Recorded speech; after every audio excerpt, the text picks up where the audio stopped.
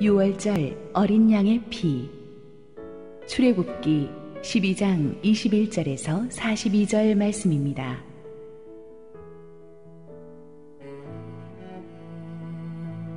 모세가 이스라엘 모든 장로를 불러서 그들에게 이르되, 너희는 나가서 너희의 가족대로 어린 양을 택하여 유월절 양으로 잡고 우슬초 묶음을 가져다가 그릇에 담은 피에 적셔서 그 피를 문 인방과 좌우 설주에 뿌리고 아침까지 한 사람도 자기 집 문 밖에 나가지 말라. 여호와께서 애굽 사람들에게 재앙을 내리려고 지나가실 때에 문 인방과 좌우 문설주의 피를 보시면 여호와께서 그 문을 넘으시고 멸하는 자에게 너희 집에 들어가서 너희를 치지 못하게 하실 것임이니라. 너희는 이 일을 규례로 삼아 너희와 너희 자손이 영원히 지킬 것이니 너희는 여호와께서 허락하신 대로 너희에게 주시는 땅에 이를 때에 이 예식을 지킬 것이라. 이후에 너희의 자녀가 묻기를 이 예식이 무슨 뜻이냐 하거든 너희는 이르기를 이는 여호와의 유월절 제사라. 여호와께서 애굽 사람에게 재앙을 내리실 때에 애굽에 있는 이스라엘 자손의 집을 넘으사 우리의 집을 구원하셨느니라 하라 하매 백성이 머리 숙여 경배하니라. 이스라엘 자손이 물러가서 그대로 행하되 여호와께서 모세와 아론에게 명령하신 대로 행하니라. 밤중에 여호와께서 애굽 땅에서 모든 처음 난 것 곧 왕위에 앉은 바로의 장자로부터 옥에 갇힌 사람의 장자까지와 가축의 처음 난 것을 다 치시매 그 밤에 바로와 그 모든 신하와 모든 애굽 사람이 일어나고 애굽에 큰 부르짖음이 있었으니 이는 그 나라에 죽임을 당하지 아니한 집이 하나도 없었음이었더라. 밤에 바로가 모세와 아론을 불러서 이르되 너희와 이스라엘 자손은 일어나 내 백성 가운데에서 떠나 너희의 말대로 가서 여호와를 섬기며 너희가 말한 대로 너희 양과 너희 소도 몰아가고 나를 위하여 축복하라 하며 애굽 사람들은 말하기를 우리가 다 죽은 자가 되도다 하고 그 백성을 재촉하여 그 땅에서 속히 내보내려 하므로 그 백성이 발교되지 못한 반죽 담은 그릇을 옷에 싸서 어깨에 매니라. 이스라엘 자손이 모세의 말대로 하여 애굽 사람에게 은금 패물과 의복을 구하매 여호와께서 애굽 사람들에게 이스라엘 백성에게 은혜를 입히게 하사 그들이 구하는 대로 주게 하심으로 그들이 애굽 사람의 물품을 취하였더라. 이스라엘 자손이 람셋을 떠나서 숫곳에 이르니 유아 외에 고행하는 장정이 60만 가량이요 수많은 잡족과 양과 소와 12만인 가축이 그들과 함께하였으며 그들이 애굽으로부터 가지고 나온 발교되지 못한 반죽으로 무교병을 구웠으니 이는 그들이 애굽에서 쫓겨남으로 지체할 수 없었으며 아무 양식도 준비하지 못하였음이었더라. 이스라엘 자손이 애굽에 거주한 지 430년이라. 430년이 끝나는 그날에 여호와의 군대가 다 애굽 땅에서 나왔은즉 이 밤은 그들을 애굽 땅에서 인도하여 내심으로 말미암아 여호와 앞에 지킬 것이니 이는 여호와의 밤이라. 이스라엘 자손이 다 대대로 지킬 것이니라. 할렐루야. 우리 하나님께 감사와 영광의 박수 올려드리겠습니다. 축복된 주일, 오늘 예배 나오신 여러분 모두를 축복하고 환영합니다. 오늘 함께 기도하시고 말씀 보겠습니다. 사랑하는 아버지, 은혜를 감사합니다. 오늘도 부족한 죄인을 단위에 세우셨으니 저의 부족함을 하나님의 온전함으로 가리시고 오직 유월절 어린 양의 피에 담긴 하나님의 보배로운 메시지를 들려주옵소서. 예수님의 이름으로 기도했습니다. 아멘. 지난번 설교에서 우리는 하나님께서 모세라는 지도자를 어떻게 준비하셔서 세웠는지를 살펴보았습니다. 40년 이집트 왕자로서 최고의 교육을 시키시고 또 40년 무명의 광야 목동 생활을 통해서 낮을 때까지 낮추시고 그리고 나서야 80 노인이 된 모세를 하나님께서 에집트로 파송하십니다. 절대 권력자인 바로왕 앞에 가서 모세는 내 백성을 자유케 하라는 하나님의 명령을 전합니다. 그렇지만 세계 최강대국의 군주인 바로왕은 코웃음 치면서 이 모세를 통해 전달된 하나님의 명령을 무시합니다. 그러자 하나님께서 우리가 잘 아는 바대로 모세를 통해서 애굽의 9가지 재앙을 내리죠. 나일강이 핏빛으로 변하고 개구리, 이, 파리, 악질, 동족, 우박, 메뚜기, 흑암이 온 애굽 땅을 휩쓸고 지나갑니다. 그런데 이 재앙 하나하나가 그냥 아무렇게나 주어진 재앙이 아닙니다. 영적인 의미가 있는 재앙들이에요. 나일강이나 개구리, 파리 같은 것들은 당시 애굽인들이 풍요와 다산의 신으로 숭배하던 우상의 형상들을 띠고 있습니다. 그러니까 애굽인들이 우상으로 섬기고 있던 대상을 하나님께서 그들을 치는 재앙의 도구로 사용하신 것입니다.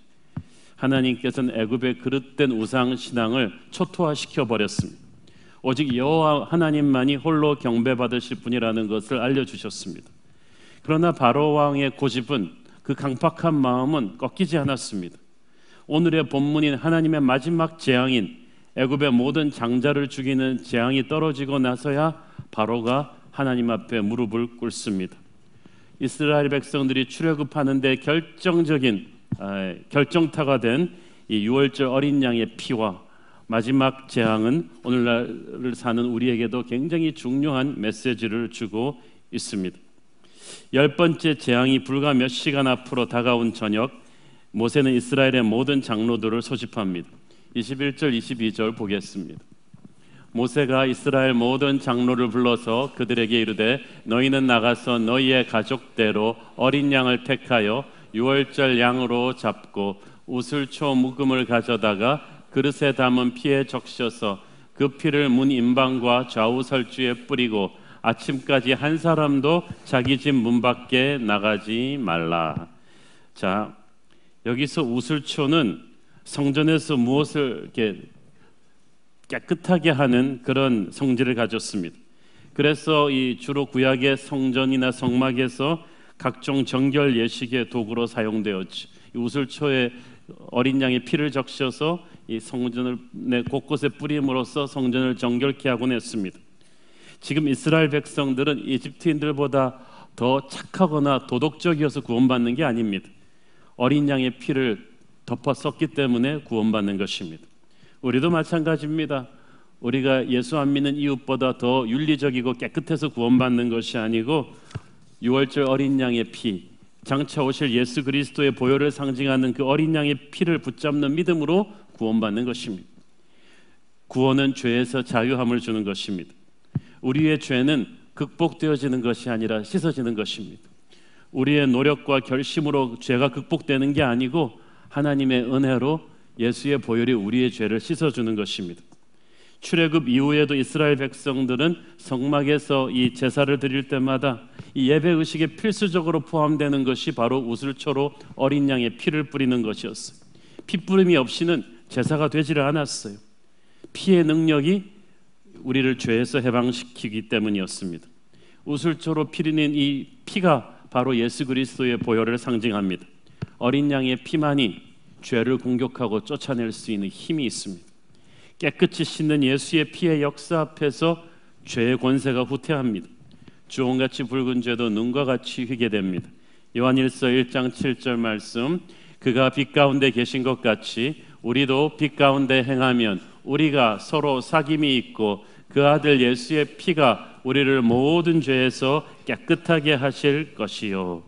어린 양의 피가 우리의 모든 죄를 씻어주실 때 우리는 비로소 죄의 사슬로부터 자유하게 됩니다. 피가 흘려졌을 때, 유월절 어린 양의 피가 흘려지고 나서 비로소 바로 왕의 의지가 꺾여서 하나님께 굴복합니다. 어린 양의 피가 흘려질 때 비로소 마귀가 꺾입니다. 예수의 보혈은 오늘도 우리를 죄의 권세로부터 자유케 하는 능력이 있습니다. 도박 중독에 걸린 사람, 그 도박 좀 끊어보겠다고 손가락을 절단해도 도박 못 끊습니다. 술이나 마약이나 음란이나 이 폭력적 습관에 중독된 사람들, 어떤 인간적인 결심과 노력으로도 거기서 헤어나올 수가 없습니다. 왜냐하면 죄는 하나의 행위가 아니라 힘이기 때문에 어떤 힘이 있어요. 나를 어쩔 수 없이 끌고 가는 강력한 어둠의 힘이 죄의 뒤에 있습니다. 그 어둠의 힘은 너무나 강력해서 예수의 보혈의 권세로만 끊어낼 수가 있습니다. 십자가 보혈이 없이는, 이 피 흘림이 없이는 결코 죄 문제가 해결이 되지 않습니다. 그러므로 죄를 지었다면 십자가 앞에 나와서 해결해야 됩니다. 예수의 보혈 앞에 나와서 하나님께 기도해야 됩니다. 주님, 제가 죄인입니다. 원치 않았던 죄를 지었습니다. 이제 당신의 은혜가 필요합니다. 제게 보혈의 은혜를 주시옵소서. 그것이 진정으로 회개하는 자의 고백이며, 하나님은 보혈을 붙잡는 그 마음을 보시고 그의 죄를 씻어주시는 것입니다. 어떤 죄의 습관에 지속적으로 중독되어 있는데 내가 이걸 끊을 수가 없다. 그때 우리는 보혈의 능력을 구해야만 합니다. 주님, 내 마음은 원이로되 육체는 끊을 수가 없는데 예수의 보혈의 능력으로 자유케 하여 주옵소서. 이때 비로소 마귀의 손이 우리를 떠나게 되는 것이고, 마귀는 죄를 빌미로 해서 우리를 더 이상 공격할 수가 없게 되죠. 어린 양의 피 흘림이 있고 나서 출애굽을 했다는 것이 굉장히 중요합니다. 출애굽 이전에 이스라엘 백성들을 정결하게 하는 어린 양의 피의 의식이 있었어요. 왜냐하면 이스라엘 백성들은 지금 단순히 민중 봉기해서 정치적인 해방을 이루는 것이 아닙니다. 대한독립 만세하는 게 아니란 말이에요. 애국과는 완전히 다른 거룩한 하나님의 나라로 새 출발해야만 했습니다. 그렇지 않으면 그들은 그냥 문패만 바꿔단 똑같은 세상의 나라가 되는 거예요. 하지만 그들이 어린 양의 피를 덮어쓰고 시작할 때 그들은 죄가 씻겨진 거룩한 백성, 하나님의 나라로, 세상의 제국과는 완전히 차별화된 하나님의 나라, 영적으로 강한 그리스도의 군대로 비로소 거듭날 수 있는 거예요. 이사야서 6장에 보면은 이렇게 천사가 제단에서 불타는 숯을 가지고 와서 이사야의 입술을 정결하게 하죠. 그런데 우리는 그래서 이사야의 입술을 정결케 하는 이 숯불만 생각을 하는데, 이 숯불이 어디서 왔는가를 생각해야 돼요. 이 숯불은 희생제물이 드려지던 예배 제단에서 왔어요. 구약의 제사장들이 그 숯불이 되기 전에, 제물이 불타기 전에 먼저 제단에서 양을 바친 거예요. 위아래 사방으로 어린 양의 피가 가득 차 있었어요. 이사야의 숯불이 나온 제단은 바로 어린 양의 피가 흘려진 제단입니다. 그러므로 그 숯불은 바로 예수님의 십자가 보혈의 은혜를 상징하는 거예요. 우리를 거룩하게 하는 것은, 이사야를 거룩하게 했던 건 뜨거운 불이 아니라 예수의 십자가 보혈입니다. 예수의 보혈이 우리를 거룩하게 하는 하나님의 숯불이에요. 이사야 6장 7절을 보세요.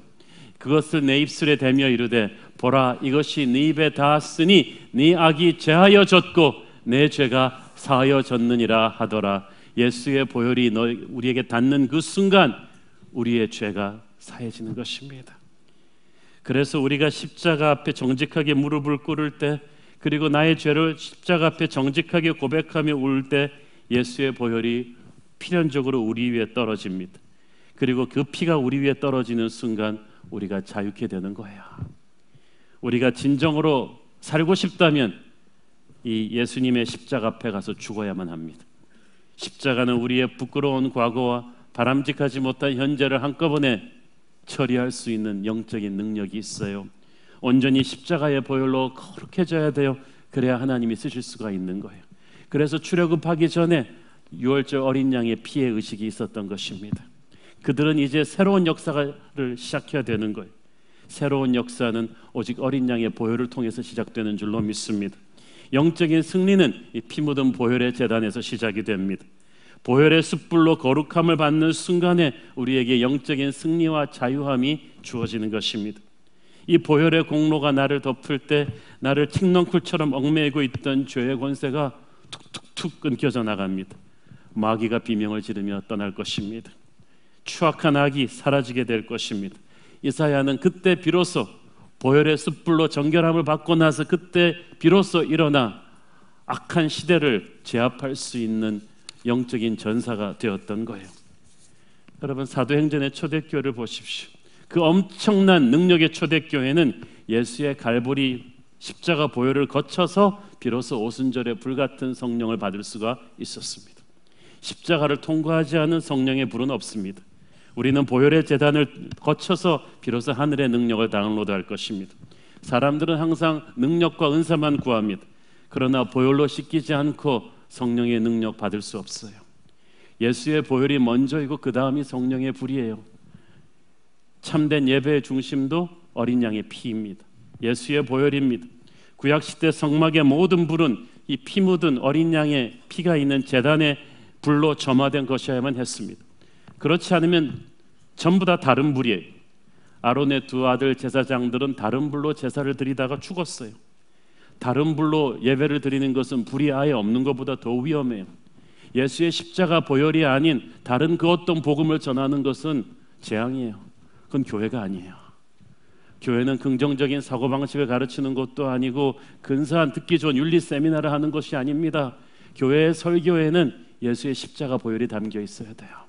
교회의 모든 가르침 속에는 십자가 보혈이 있어야 돼요. 갈보리에 피 묻은 어린 양의 피가 있는 그 제단이 아닌 다른 곳에서 예배의 불을 붙여서는 안 됩니다. 오늘 우리가 앞에 예배 찬송을 전부 다 십자가 보혈 찬송을 쭉 했잖아요. 얼마나 좋은지 모르겠어요. 교회는 언제나 십자가 보혈의 은혜를 사랑해야 됩니다. 그 은혜를 가장 소중하게 생각하고 선포해야만 합니다. 바울은 자신은 오직 그리스도의 십자가만 자랑한다고 했어요. 우선순위가 분명했어요. 여러분의 우선순위도 철저하게 예수의 십자가 보혈이기를 바랍니다. 우리의 믿음은 철저하게 이 보혈을 통해서 이 보혈을 붙잡고 가는 것인 줄로 믿습니다. 이 어린 양의 피가 우리를 지켜줄 것입니다. 우리를 보호할 것입니다. 22절을 보니까 모세는 이스라엘 백성들에게 아침까지 한 사람도 집 밖으로 나가지 말라고 했습니다.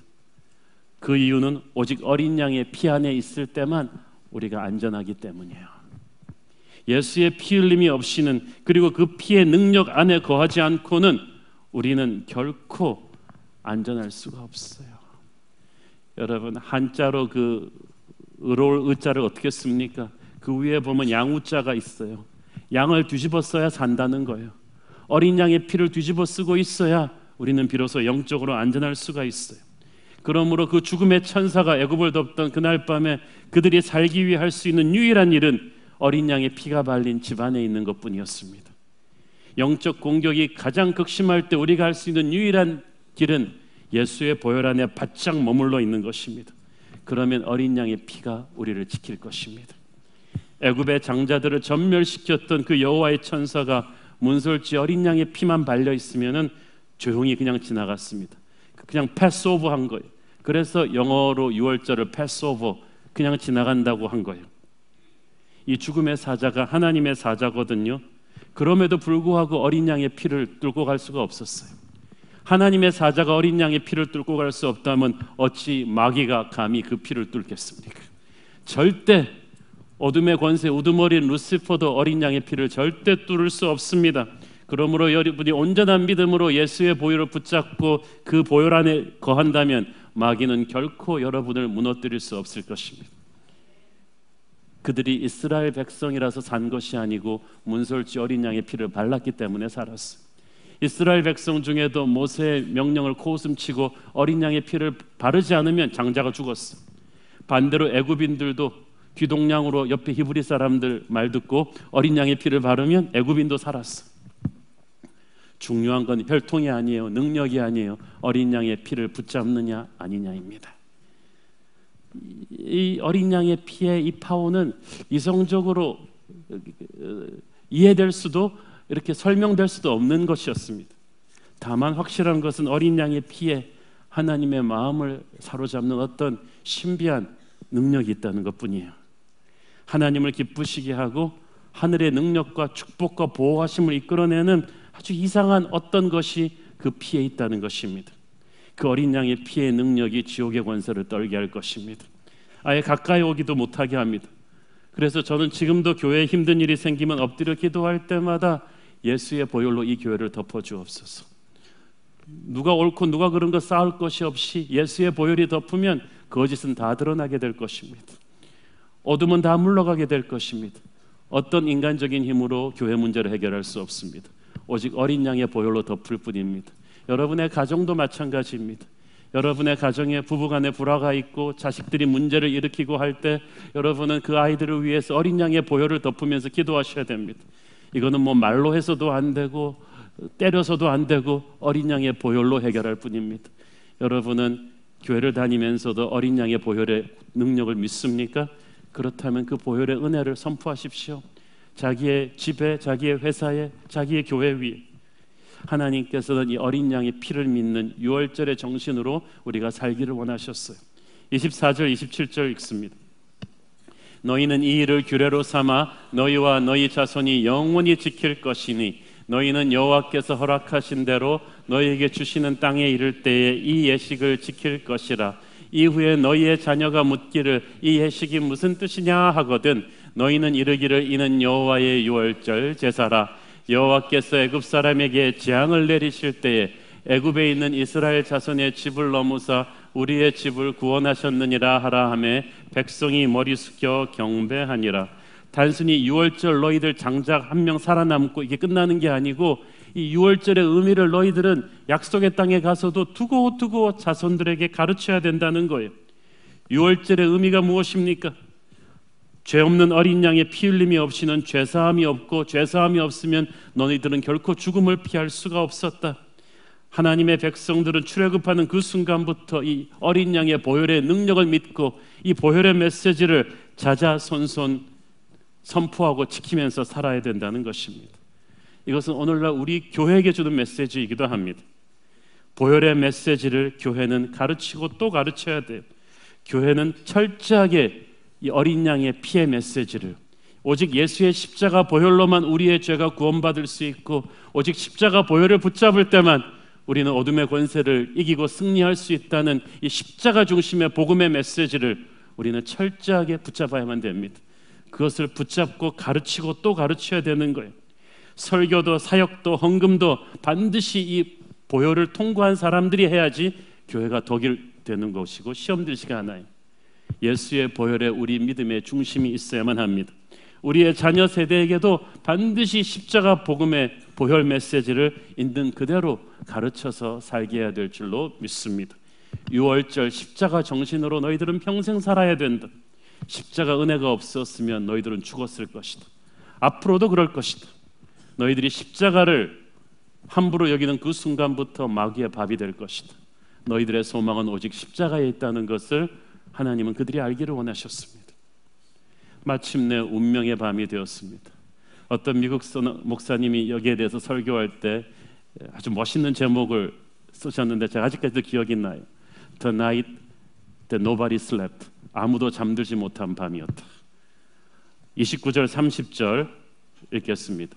밤중에 여호와께서 애굽 땅에서 모든 처음 난 것 곧 왕위에 앉은 바로의 장자로부터 옥에 갇힌 사람의 장자까지와 가축의 처음 난 것을 다 치심해 그 밤에 바로와 그 모든 신하와 모든 애굽 사람이 일어나고 애굽에 큰 부르짖음이 있었으니 이는 그 나라에 죽임을 당하지 아니한 집이 하나도 없었음이었더라.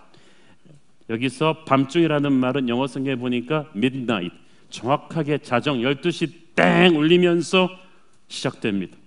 그 순간 하나님의 천사가 애굽 땅 안으로 순식간에 움직이셨어요. 그리고 그의 칼은 지위고하를 가리지 않았습니다. 수많은 가드들이 둘러친 바로 왕의 장자부터 시작해서 옥에 갇힌 죄수의 장자까지 심지어는 가축의 처음 생명까지도 전멸을 시키셨어요. 그 어떤 세상의 지위와 힘과 돈과 명예도 이 심판의 칼을 피할 수가 없었습니다. 오직 어린 양의 보혈을 통과한 자만이 살 수 있었어요. 영적인 세계에서 그렇습니다. 중립지대는 없어요. 어린 양의 보혈 밑에 있는 자와 그렇지 않은 자, 삶과 죽음의 차이는, 천국과 지옥의 차이는 바로 그것뿐입니다.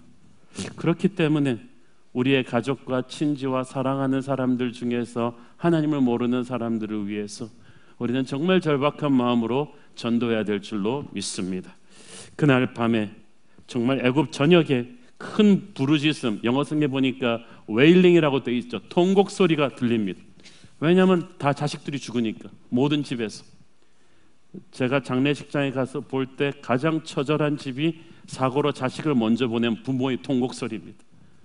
그 한 집만 통곡 소리가 해도 그냥 감이 어려서 못 보겠는데 애굽의 모든 집이 자식을 잃었어요. 밤 12시에.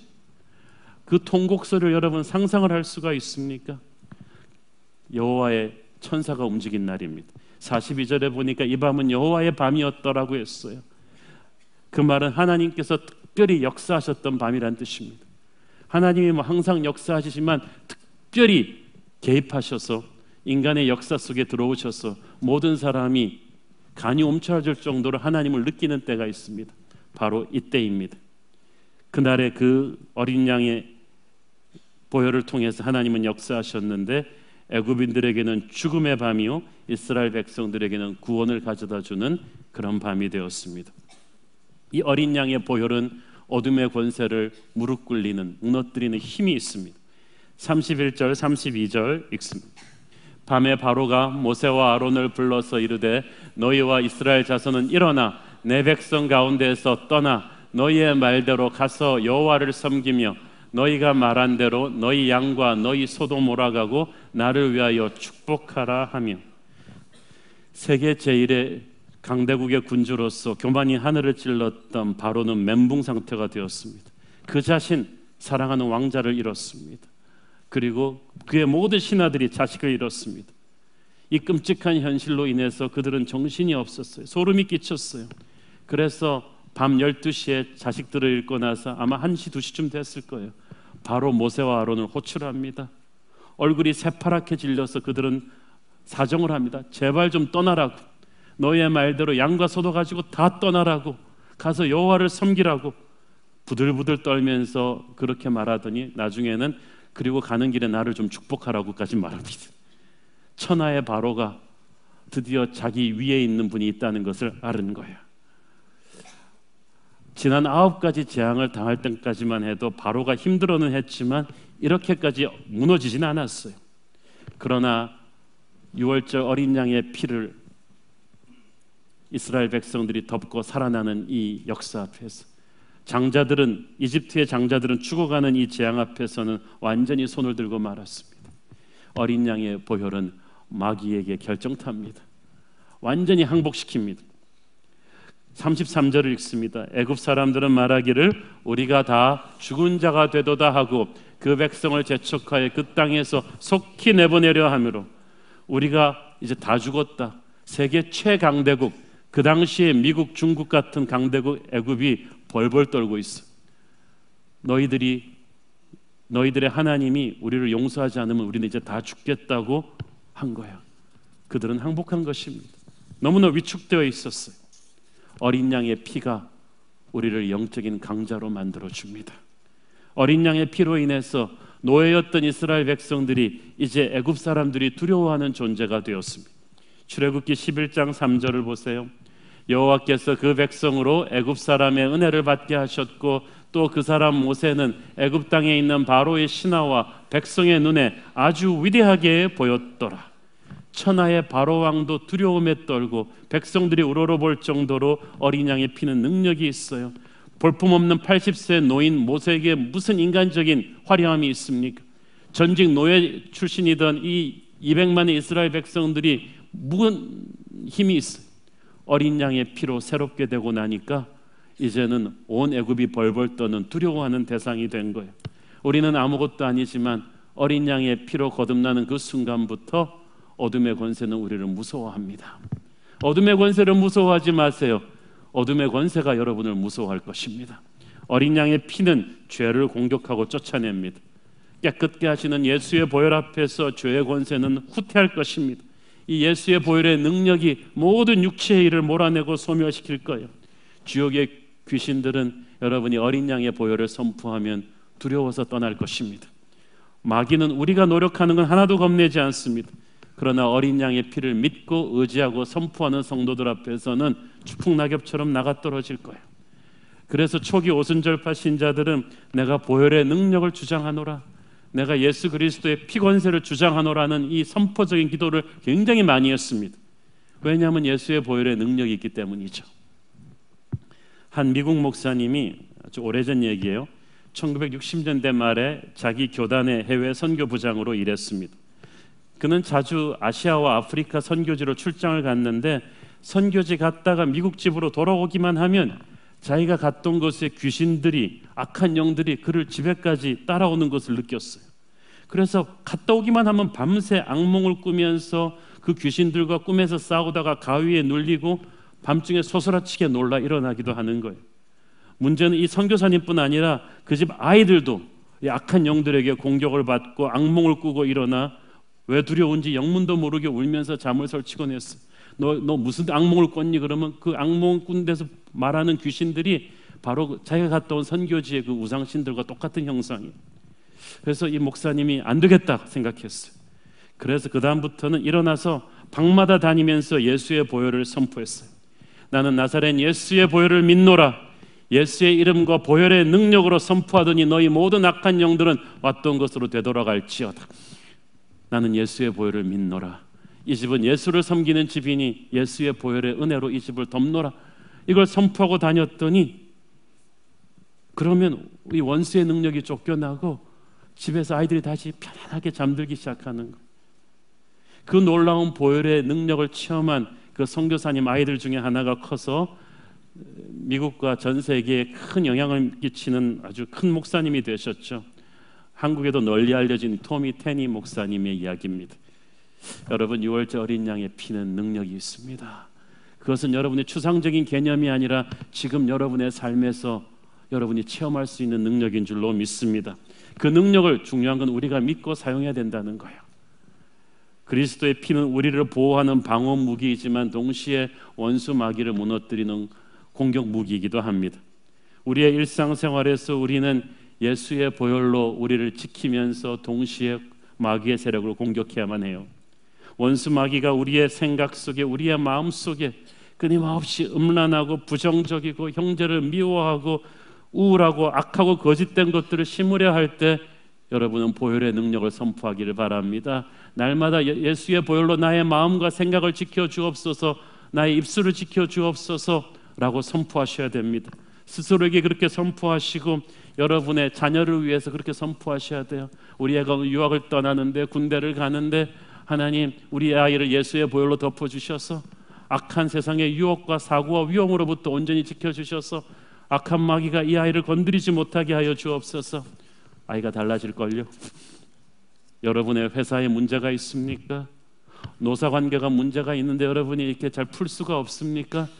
대화로 노사 분쟁을 풀 수 있다고 생각하십니까? 예수의 보혈로 덮으십시오. 인간적인 노력을 다한 뒤에는 예수의 보혈을 선포하는 거예요. 이 민족 위에 예수의 보혈이 덮어져야 돼요. 요새 저는 그 기도를 자주 합니다. 주님, 예수의 보혈로 그냥 김정은이를 그냥 확 덮어주옵소서. 예수의 보혈로 덮으면 그가 미친 듯이 개발하고 있는 저 핵무기들은 무용지물이 될 것입니다. 이 예수의 보혈로 이 미움과 분열의 땅 한반도를 덮어주옵소서. 여러분의 사랑하는 어떤 사람에게, 이 교회에, 여러분의 회사에, 여러분의 가정에 마귀가 그 징그러운 손을 펼치려고 할 때 여러분은 보혈의 능력을 선포하십시오. 그 즉시 마귀는 두려워 물러나게 될 것입니다. 나는 이 사람에게 손댈 수가 없네. 이 사람을 두렵게는 할 수가 있지만 이 사람과 그 가정에 손댈 수가 없네. 예수의 십자가 보혈이 너무 강렬하게 이 사람을 덮고 있어서 들어갈 틈이 없네. 나는 이 교회를 뚫을 수가 없네. 이 교회는 예수의 보혈이 가득해서 내가 들어갈 수가 없네. 그것이 마귀의 비명소리가 될 것입니다. 여러분, 기도도요, 이 어린 양의 보혈을 통해서 응답이 되는 거예요. 기도가 매너리즘에 빠지고 힘들고 하기가 어렵다면 보혈의 기도를 하십시오. 여러분, 기도도 예수의 보혈로 덮어 씌우고 해야 그게 진짜 기도가 되는 거예요. 히브리서 10장 19절에 22절 보혈의 기도가 나오죠. 그러므로 형제들아, 우리가 예수의 피를 힘입어 성소에 들어갈 담력을 얻었나니 그 길은 우리를 위하여 휘장 가운데로 열어놓으신 새로운 살 길이요, 휘장은 곧 그 육체니라. 또 하나님의 집 다스리는 큰 제사장이 계심에 우리가 마음의 뿌림을 받아 약한 양심으로부터 벗어나고 몸은 맑은 물로 씻음을 받았으니 참 마음과 온전한 믿음으로 하나님께 나아가자. 예수의 피를 힘입어 성소에 들어갈 담력을 얻었나니, 하나님의 마음을 여는 파워 기도는 바로 예수의 보혈을 통해서 가는 기도입니다. 여러분이 어린 양의 보혈의 권세를 주장하며 온전히 여러분의 옛사람을 십자가에 내려놓는다면 여러분은 새로운 차원의 기도를 체험하게 될 것입니다. 보혈의 공로를 의지한 기도는 우리도 알지 못하는 다가올 재앙을 소멸시키는 능력이 있습니다. 악한 영들을 묶으며 여러분과 여러분의 가정을 향해 몰려오는 어둠의 촉수들을 끊어버리는 능력이 있어요. 거룩한 자와 속된 자를 구별해냅니다. 우리는 형식적으로 드렸던 옛사람의 기도를 버리고 보혈의 기도를 드려야 됩니다. 하나님의 것이 아닌 그 어떤 것도 제가 거절합니다. 어린 양 예수 그리스도의 보혈만 의지하고 나아가니 나의 기도를 응답하여 주시옵소서. 하나님은 여러분의 기도에 새롭게 응답하실 거예요. 여러분, 어린 양의 보혈이 평범하던 백성들을 여호와의 군대로 만들어요. 자, 37절, 38절 읽습니다. 이스라엘 자손이 라암셋을 떠나서 숫곳에 이르니 유아 외에 보행하는 장정이 60만 가량이요 수많은 잡족과 양과 소와 심이 많은 가축이 그들과 함께 하였으며. 자, 야곱의 일족 70명이 애굽 땅으로 들어간 지 430년 뒤에 정말 200만이 넘는 대민족이 되어서 다시 애굽을 떠나게 됩니다. 거대한 민족이 되었는데 이 숫자만이 중요한 게 아니에요. 자, 40절 42절 보세요. 이스라엘 자손이 애굽에 거주한 지 430년이라 430년이 끝나는 그날에 여호와의 군대가 다 애굽 땅에서 나왔은즉. 자, 여기까지 보세요. 애굽에서 이스라엘 백성들은 그냥 이스라엘 자손이라고 부르죠. 이스라엘라이트 피플이에요. 그냥 백성인데 42절에 보니까 이 출애굽하는 그날 430년이 끝나는 그날에 여호와의 군대가 애굽 땅에서 나왔다고 했어요. 백성이 하루아침에 군대가 됐어요. 우리가 알기에 상식적으로 군인이 되려면 논사훈련소로 가서 6주간 군사교육을 받고 좀 훈련을 받아야 되는데 이스라엘 백성들이 놀랐을 거예요. 우리가 군대야? 난민이 아니라 군대라는 거예요. 어떻게 평범하던 백성이 430년 동안 그냥 백성이었던 노예들이었던 사람들이 하루아침에 여호와의 군대가 됐겠어요. 그날 밤 어린 양의 보혈이 그들을 새롭게 했기 때문이야. 여러분이 아무것도 아닌 죄인도 어린 양의 보혈 공로를 믿고 예수의 보혈을 믿고 구원받는 그 순간부터 여러분은 여호와의 군대가 되었어요. 교회는 여호와의 병원도 아니고 학교도 아니고 여호와의 군대예요. 여러분은 강합니다. 영적인 전쟁에서 마귀가 두려워하는 여호와의 군대가 된 거예요. 사실 하나님은 6월절 그날 밤부터 벌써 그들을 군대로 만들기 시작하셨어요. 34절 보세요. 그 백성이 발교되지 못한 반죽 담은 그릇을 옷에 싸서 어깨에 매니라. 발교되지 못한 반죽 담은 그릇은 이 빵에 원래 누룩을 첨가해서 발효를 시켜야 빵이 되는데 너무 서둘러 나오느라고 미처 발효되지 않은 빵그릇을 반죽 그대로 다들 들고 나온 거예요. 그래서 이게 무교병이에요. 누룩이 발효를 하기를 기다릴 시간도 없이 신속히 애굽에서 빠져나온 거예요. 여러분, 우리 개인집이 요새 이사하는 것도 하루 종일 걸리는데 200만 민족이 밤 1시에 바로가 불렀고 나가 그랬을 때 새벽 동이 트기 전에 나왔어요. 생 난리가 났을 것입니다. 200만 민족이 나오는데. 여러분, 군대 가보신 남자들 기억하시죠? 군대밥이 그게 밥입니까? 10분 안에 먹고 작전에 또 튀어나가야 돼요. 출동해야 되는 거예요. 그들은 벌써부터 군인 되는 연습을 하고 있었던 거예요. 그래서 이렇게 누룩이 발효되지도 않은 상태의 빵이 무교병이 훗날 6월절마다 그들이 기념해서 먹는 고난의 떡이 됩니다. 하나님께서 하나님의 위대한 구원이 얼마나 신속히 이루어졌는가를 이스라엘 사람들에게 알려주는 메시지였어요. 그들은 하나님의 군대가 되었어요. 하나님은 그들에게 애굽의 재물도 주셨어요. 35절 36절을 보면은 애굽 사람들이 그들에게 재물을 많이 줬어요. 왜냐하면 430년 동안 노예 생활하면서 한 푼도 못 받은 품삯치고는 너무 작은 거지만 하나님은 그들이 그거 다 받아 나가게 하셨어요. 그래서 광야에서 성막도 짓고 이제 하나님의 나라를 건설할 그 보급품을 다 준비시키신 거예요. 그리고 하나님께서는 하나님의 군대가 돼서 나갈 그들에게 회복을 주셨어요. 능력을 주셨어요. 그들은 몰랐지만 출애굽할 때 하나님은 놀라운 힘을 그들에게 부어주셨습니다. 시편 105편 37절에 보면은 아주 재밌는 말씀이 있습니다.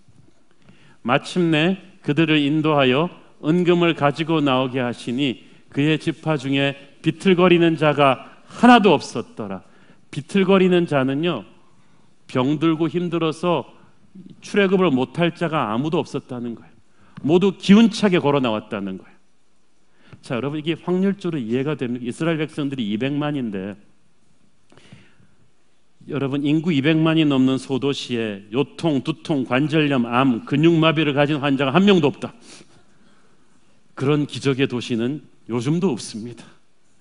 그런데 이 사람들은 그냥 200만이 아니라 어저께까지 힘든 노예 생활하던 사람이었어요. 얼마나 아프고 불구가 됐고 그런 사람들 많았겠어요.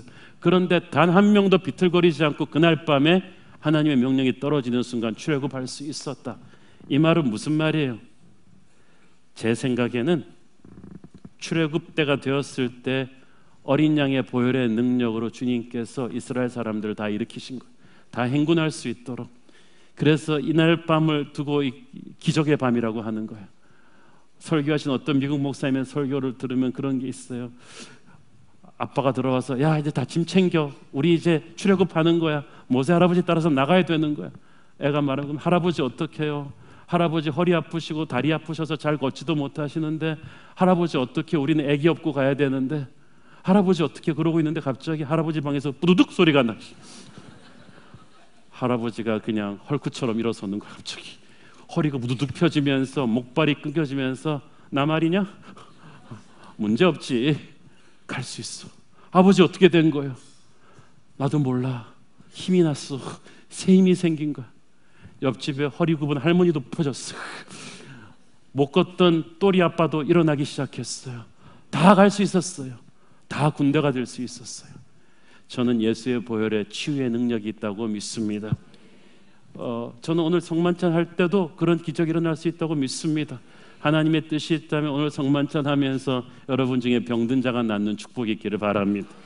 사랑하는 여러분, 그래서 이스라엘 백성들은 춤추고 여호와를 찬양하면서 자유를 향해서 나간 거예요. 그 유월절 어린 양의 피는 3300년 전 그 출애굽 때나 지금이나 똑같은 능력이 있는 줄로 믿습니다. 우리는 어린 양의 피로 구원받았고 그 피의 능력으로 지금도 살고 있어요. 저는 오늘 성만찬 예신에 여러분이 좀 특별하게 임해보기를 바랍니다. 이따가 분잔할 때 잔을 들고 기도할 때 이렇게 기도해 보십시오. 주님, 예수의 보혈의 능력을 믿습니다. 그 피로 나를 씻기시고 그 피로 내 병을 치유해 주시고 그 피로 나를 지켜주시고 그 피로 내게 힘을 주시옵소서. 미약하고 미천한 내가 이제 그리스도의 보혈을 덮어쓰고 그리스도의 군사로 서기를 원합니다. 예수님의 이름으로 기도합니다. 아멘. 유월절 어린 양의 피로 우리는 여호와의 군대가 된 줄로 믿습니다. 기도하겠습니다. 사랑하는 아버지, 은혜를 감사합니다. 유월절 어린 양의 피가 얼마나 우리를 깨끗하게 하고 악의 세력을 두렵게 하는지 오늘 배웠습니다. 그 피의 능력으로 오늘도 우리를 강한 여호와의 군대로 회복시켜 주옵소서. 예수님 이름으로 기도했습니다. 아멘.